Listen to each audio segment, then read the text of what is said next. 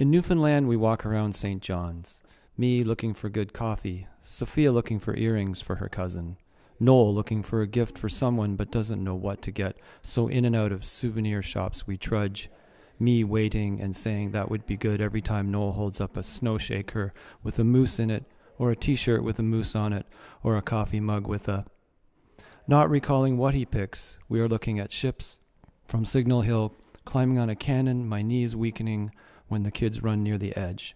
The view is fascinating, and jets fly close to our heads, because the airport is close, like everything is close here, and the clouds are low and the fog wraps around our legs.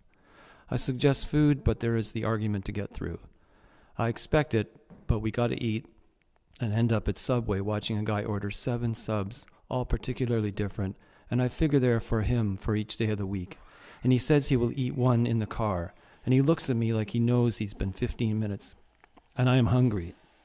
Yet I like the oddness of the situation, perhaps just for when I write this now. He goes on his merry way, and I ask the submaker, is he a regular? No, the first time I've ever seen him. The submaker is proud to have accommodated the 7 sub man. He wipes his brow like a first-place winner. The Holiday Inn is just what it is, and I can't think of why I would need ice, and I buy chips from the hallway vending machine. Make that 3, and I better ask what Sophia wants. I get that feeling I'm worrying again about pleasing everyone, and shake my mind and push the numbers for cheese Doritos and think I can always eat them and run down the hall later in my pajama pants, even though I don't like being outside in those clothes. TV flutters in the room. The sheets are too crispy. Noel is kicking me, and if air circulation was reality, I'd sleep. Sun rises and slices through the one crack in the triple thick drapes that help make the room a prison. Breakfast in the hotel comes to $53.26, and I don't usually check bills, yet wonder if Newfoundland has an extra moose tax or cod subsidy, and I don't mention it to the freckled waitress, who looks like there's some place that she'd rather be. And she has a smile that could be on a tourist guide. I vow to be careful at lunch, which turns out worse in that respect. Another 50 or more for flat hamburgers in the darkest restaurant booth I've ever sat in, with mirrors that make the washroom look like it's over here and not over there.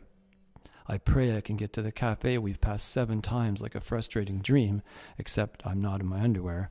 I muster up the demand to go for coffee with the promise of desserts, and we get there, and I get coffee and sit at a table outside. I begin to ponder living here maybe for a year because they need someone to write on cafe patios and sip coffee and look up once in a while the sun actually comes out, and my pondering strengthens, and I say to the kids, what do you think of this idea? And I see they are 50 feet away in the little park. I tip my coffee back to finish, though I want to stay, when I hear a woman say something about rain before dinner.